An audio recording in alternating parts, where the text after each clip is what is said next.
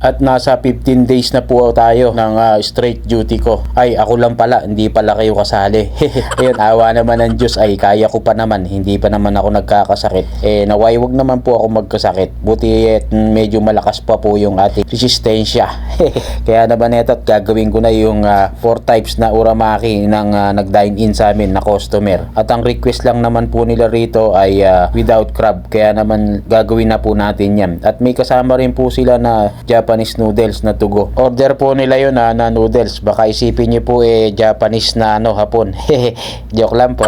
Na ito nga po ginagawa ko na rin. Kumbaga sabay-sabay na yan. Habang ako po ay nagro-roll ng mix uramaki na to na 4 types ay nagluluto na rin ako ng noodles. All around nga di wow.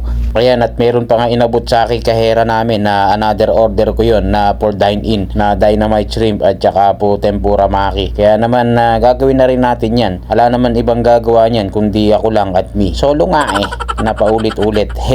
Di wow. Gagamitan na rin natin yan ng mala Superman na moves. Joke lang po. At heto nga ipinorsyon na natin yung mga uramaki nila madam. At lalagyan na natin ng mga design na kaik-igan yan. Para maibigay na to sa aming customer. At syempre yung kahera na po namin na magsiserve niyan. At special shoutout ko lang pala itong ating mga followers na si Butcher Chloe Esteban. Pa-shoutout naman tol from France. At saka itong si Boss Mac Drew Barreto.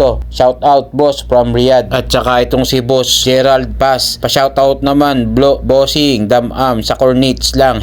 Magkalapit lang pala tayo bossing Pwedeng pasyalan diyan Maganda ang tanawin diyan sa'yo. Lapit ka lang sa dagat. At kay Madam Helen Turbana. At kay Boss Tonyong Kachan. Shoutout Lods. At saka itong kila Bossing Russell Artisa. Pa-shoutout naman Chef from Davao. At saka itong si Boss Tanting Kasiba from Riyadh. Kaya yan, shoutout po sa inyo mga boss madam. Kung may nakalimutan pa ako, comment nyo lang dyan at shoutout na lang natin sa next vlog. Yun lang, salamat, love you all. Muama chup chup, alright.